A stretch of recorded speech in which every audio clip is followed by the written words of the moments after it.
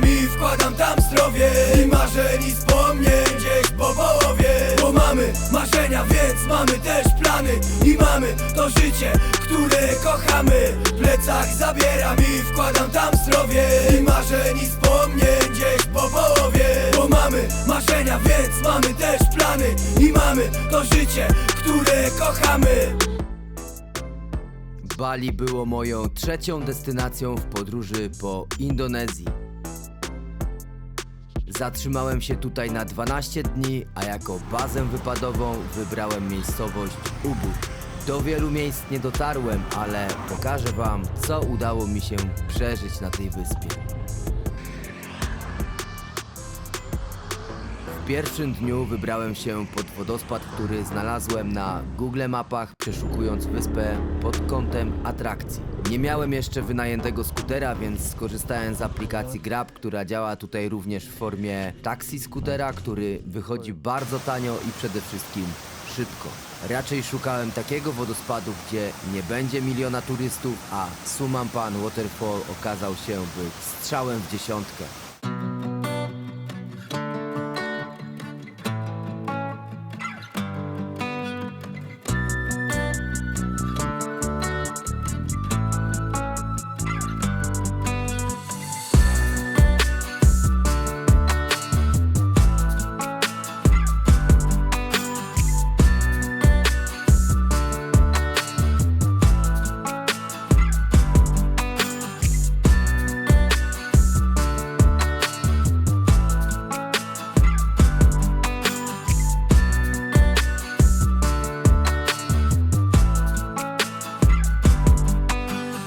Dzisiaj się wybrałem do miejscowości Tegalalang. Tutaj są piękne tarasy ryżowe, ale najpierw idę na degustację kawy. Mega popularna miejscówka Luwak Coffee się nazywa. No i zaraz zobaczymy.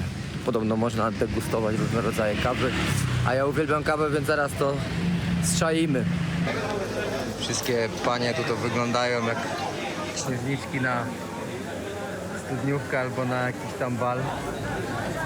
Stają mi na tych stawkach, robią mi zdjęcia.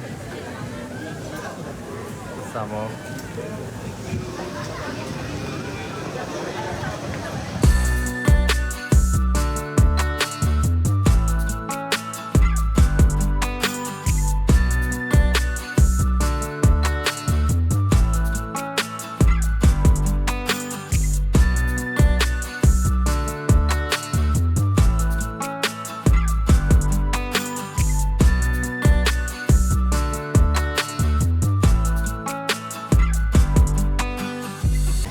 Więc mordeczki, jeżeli chcecie odwiedzić to miejsce, to musicie się liczyć z tym, że jest tu mnóstwo turystów. Może tego tak teraz nie widać na tym wideo, ale jest tu mnóstwo ludzi, mnóstwo takich, no takie typowo instagramowe miejsce. Jak komuś zależy na prowadzeniu jakoś mega Instagrama, no to tutaj na pewno takie zdjęcia będzie mógł sobie wykonać. Oczywiście wszystkie stawki dodatkowo są płatne. Płacimy tylko bilet wstępu, a całą resztę musimy sobie dokupić. Co idę spróbować, będę degustował teraz różne rodzaje kawy.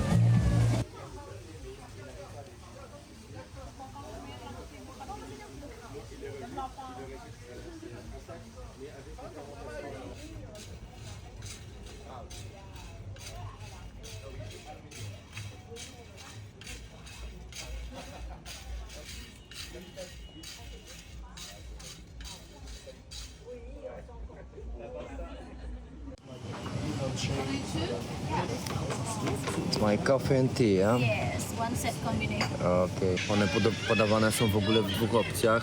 Albo z miodem, albo z cukrem. No to ja wybrałem tą opcję z miodem. No i dostałem ten zestaw. Ten secik wygląda w ten sposób. To jest numer 1. Chyba mam w tej kolejności pić, z tego co zrozumiałem, pani. Oczywiście deska degustacyjna kawy i herbaty była przepyszna, to polecam, warto spróbować. Kosztowała w tym momencie 118 000 rupii, więc cena taka naprawdę dobra, a tam kaw było, nie pamiętam już, ale i tych herbat, tych filiżanek ogólnie było chyba z 15, tak mi się wydaje, albo 14. Więc to na pewno, jeżeli tam traficie, to warto skosztować, bo naprawdę każda herbata, każda kawa zupełnie inaczej smakowała.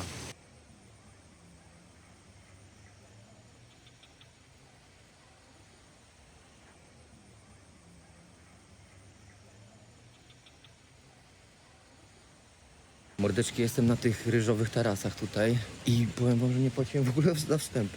Jest wejście, darmowy parking i naprawdę te tarasy tutaj widzę, że robią na mnie wielkie wrażenie. Ale zdziwiło mnie to, że w ogóle nie płacicie nic. Dobra, jednak to nie jest tak, że jest całkowicie za darmo. Wchodzisz tak niby za darmo u góry, ale potem na dole są podzielone takie chyba od właścicieli tych pól miejsca. No i teraz zapłaciłem właśnie 10 000 rupii za wejście na tu taki, powiedzmy, większy teren. A więc chyba to tak wygląda. Zaraz odpalam drona.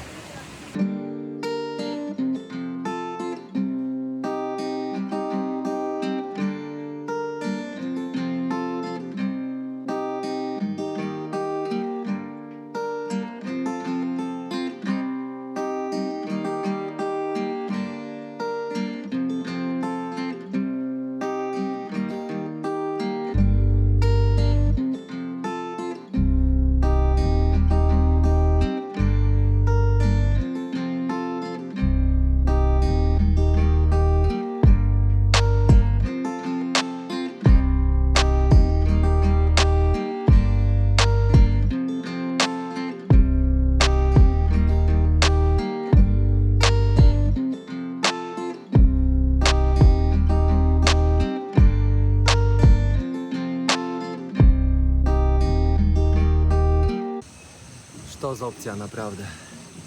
Trochę schodów do pokonania, ale jest tu ładnie. Mega ładnie.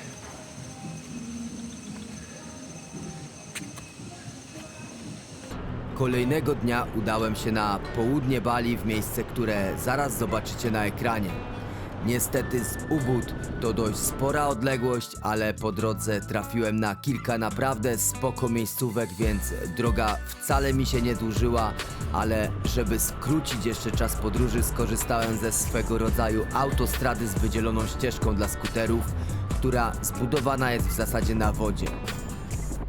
Tanach Barak zdecydowanie był warty tej długiej drogi. Nie znam jego historii, czy powstał naturalnie, czy to ingerencja ludzi, chociaż wydaje mi się, że to bardziej ta druga opcja. Mimo wszystko według mnie świetne miejsce, które prowadzi do chyba najlepszych plaż na tej wyspie.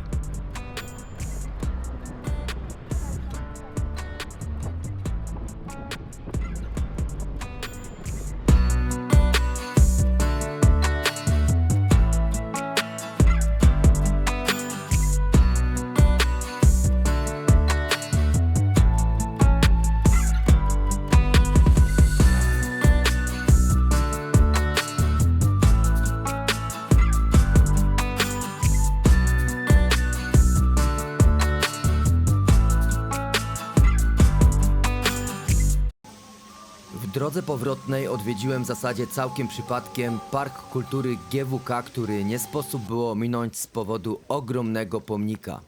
Teren parku to przepełniony tradycją dosyć spory obszar, a statua o wysokości 121 metrów znajduje się na jego końcu. Jest to chyba jeden z najbardziej imponujących zabytków kultury w Indonezji.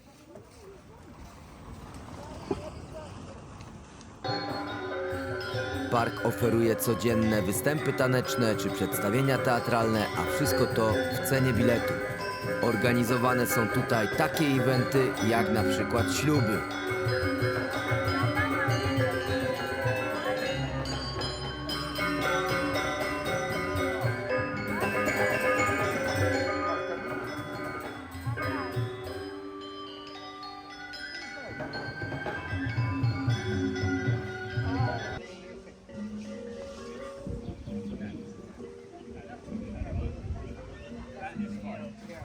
Robi to wrażenie, szczególnie na żywo, może na kamerze to tak nie wygląda.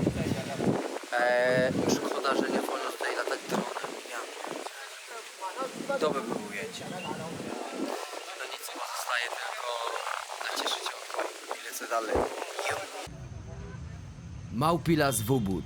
Całkiem fajne miejsce, szczególnie jeśli nie miałeś nigdy styczności z tymi zwierzakami. Dosyć duży i zróżnicowany obszar, bardzo duża liczba małp, ale chyba jeszcze większa ilość turystów.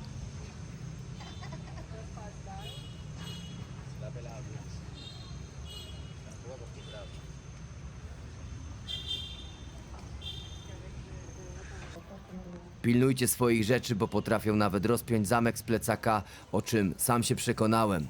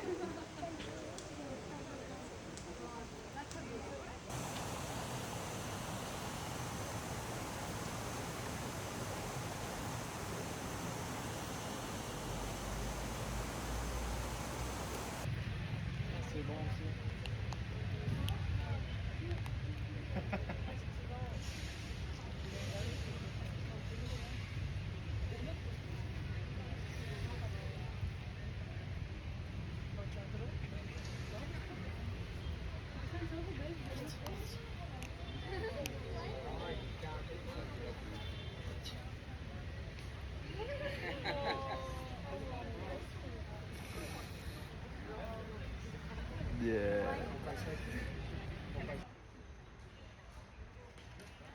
Ja i mój ziomeczek z plecakiem na gigancie.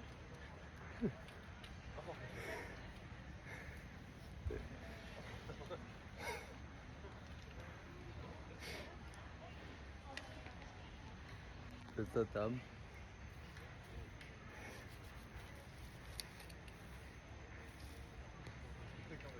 Żeby mieć porównanie, wybrałem się jeszcze do innego lasu, gdzie moim zdaniem było zdecydowanie lepiej. Pojechałem jeszcze do drugiego takiego małpiego lasu, oddalonego może z godzinę od tego Wubud, drogi skuterem. I powiem wam, tutaj prawie w ogóle nie ma turystów. Idzie sobie naprawdę świetne zdjęcia z mapami zrobić. I są jacyś tacy bardziej tutaj przyjaźni dla turystów. W sensie, znaczy tam też są przyjaźni, tylko że na przykład tutaj możesz te małpy specjalnymi takimi orzeszkami dokarmiać. Nie robią z tym w ogóle żadnego problemu, a tam wszędzie jest, że nie można. No i w ogóle taki jest świetny las. On tutaj mi mówił chyba, że jeden rodzaj drzew tutaj rośnie. Wszystkie są jakby takie same, więc mega polecam. Zupełnie inaczej jest niż w tym tam Wubud. No tam jest 100% turystyka. Haha! Dzień dobry! Czekaj, dam ci, no. Nie, masz.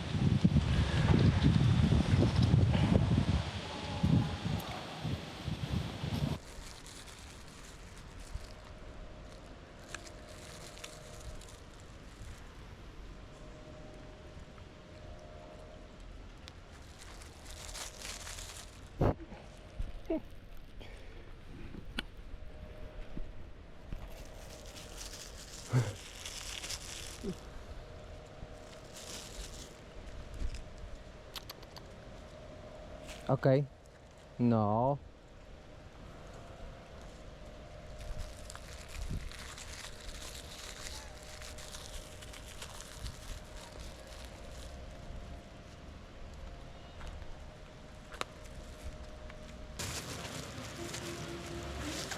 Nie mam. Spaduwa.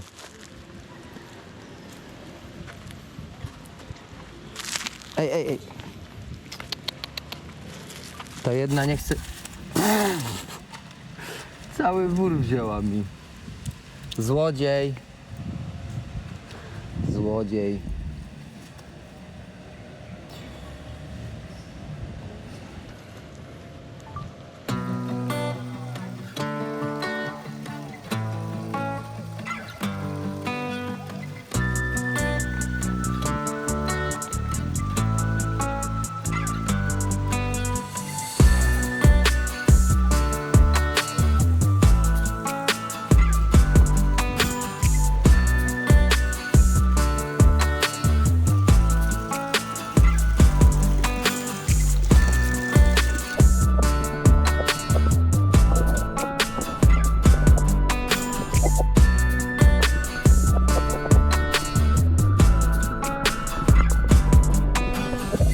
Jestem teraz w tym pałacu wodnym i powiem wam szczerze, że na tyle co się naoglądałem w internecie na temat tego zjawiskowego miejsca, to uważam, że mocno przereklamowane.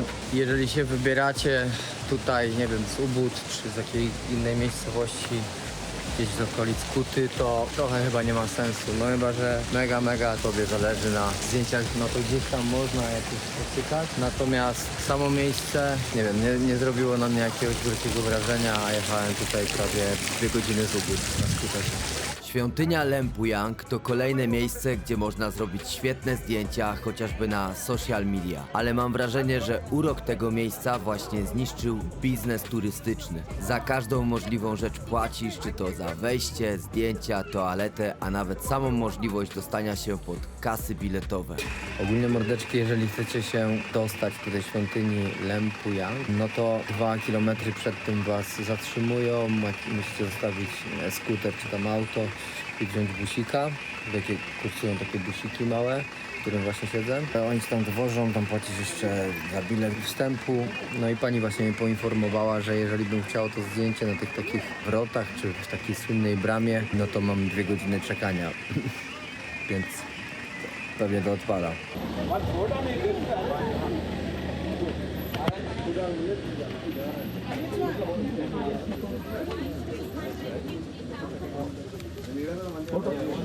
It's not necessary? Everybody must wearing the saree. Ah, okay. This is mandatory. Yeah. You need also. You can choose the color. Which one? I don't know. Blue one. Okay, that's it. Have your bag, please.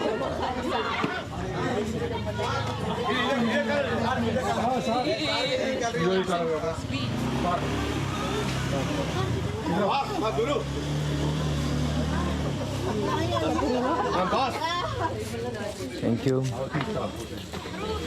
Kurde. Ubrali mnie tu w sukienkę, jak każdego. Przynajmniej niebieską mogłem sobie wybrać. I idę do świątyni.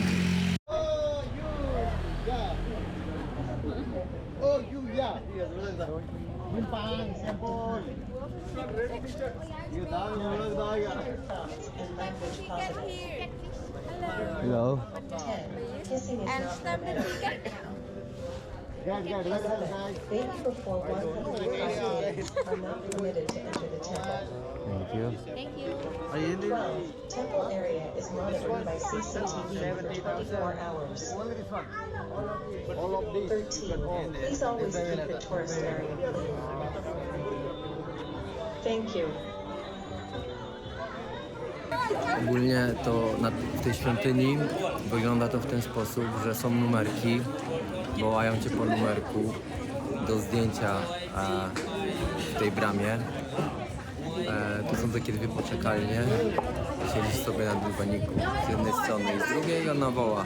Teraz wołała tam chyba 400 któryś numer. No i w sumie to takie to miejsce, więc nie wiem czy był sens tutaj jechać tyle czasu, spędzić na skuterze, wydać sporo pieniędzy i tak naprawdę zostać to. Jednak usytuowanie tej świątyni pozwala na uchwycenie naprawdę pięknego krajobrazu z wulkanem Agung, który obszernie opiszę w kolejnym odcinku mojej balijskiej przygody.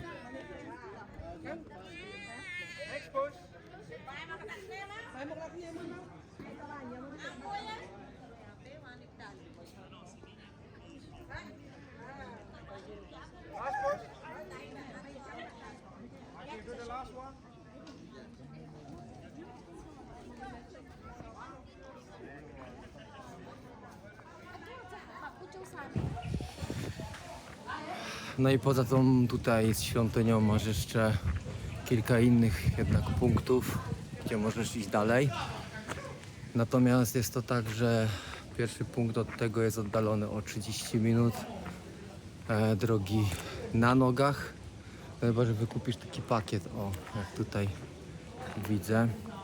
to wtedy taki jak to wtedy oni cię chyba wożą jakimś tam skuterkiem czy busikiem i no i ogarniesz to szybciej. Natomiast kurczę, spodziewałem się czegoś innego jednak. Tanach-Lot to w sumie ostatnia balijska świątynia, którą odwiedziłem podczas mojego pobytu na tej wyspie. Uważam, że dużo lepsze miejsce od jej poprzednika z drugiej strony wyspy, chociaż ludzi tutaj było dużo więcej. Skaliste klify, usytuowanie świątyni, fale oceanu oraz cała zabudowa wokół tworzą niepowtarzalny klimat tego miejsca.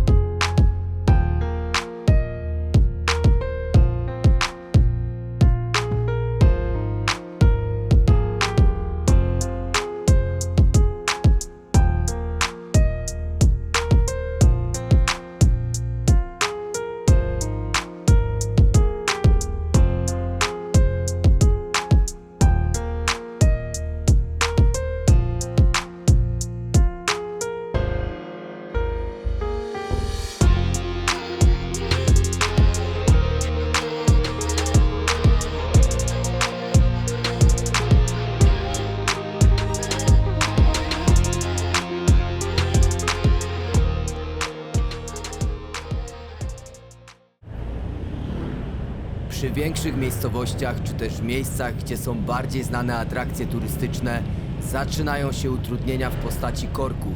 Dlatego przemieszczanie się za pomocą skutera jest najlepszym rozwiązaniem, jeśli oczywiście nie masz zbyt dużego bagażu. Jak wrócę do Polski, to będę musiał się mega długo przyzwyczajać do tych cen, bo tutaj jest po prostu wszystko niemożliwie tanie. Wynajęcie skutera, kurczę, na dzień, na dobę 80 000 rupii, 100 000 rupii, tam do 150, zależy jaki jest skuter, no ale ogólnie to jest dalej mega tanio.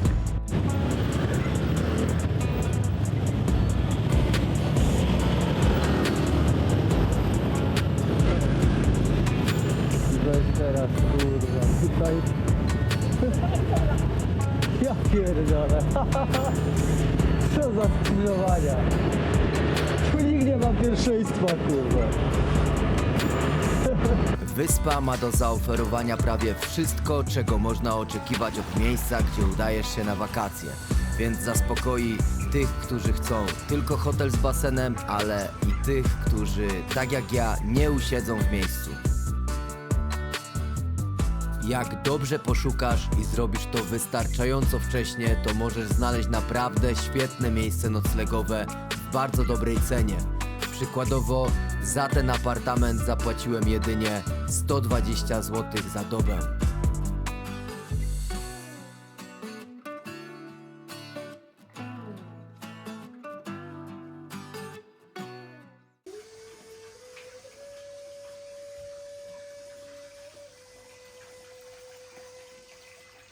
Mordeczki, uwielbiam po prostu, jak znajduję przypadkiem jakieś miejscówki, jak jadę, udaję się w te moje główne punkty na mapie. Teraz właśnie zajechałem na śniadanko i znalazłem taki warung. Zobaczcie, stoliczki z ceramiki w ogrodzie, pola ryżowe, palmy. Po prostu wow.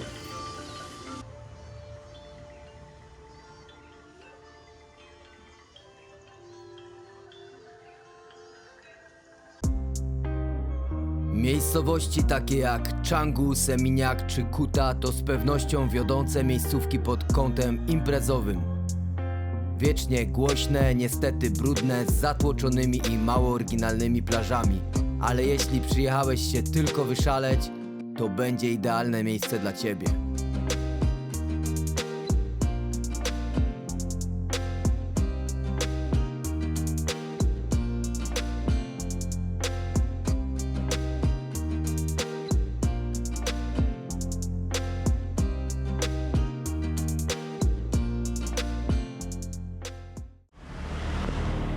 Jeśli nie wiesz co przywieźć z Bali, a lubisz zapach kadzideł, to trafiłeś chyba w najlepsze miejsce, bo tutaj kadzidła są petarda. Warto zakupić je przejeżdżając przez wsie w okolicznym sklepie, bo masz pewność, że są to wysokiej jakości kadzidła, a i cena jest niższa niż w centrum, na przykład Ubud. Okay, I take this one. Which one you use in home? In your home? This? Yeah. Yeah, this is the best? Yes. This is in Bali, made in Bali. And what is the price? 10,000. 10,000 also. Wizytówką Bali, oczywiście zaraz za najlepszymi masażami na świecie, to niepowtarzalne pola ryżowe, których odcień zieleni chyba nie zobaczysz nigdzie indziej na ziemi. Natomiast najpiękniejsze wschody słońca, które przeżyłem wchodząc w nocy na wulkany Batur i Agung, pokażę Ci w kolejnej części mojej przygody z Indonezją.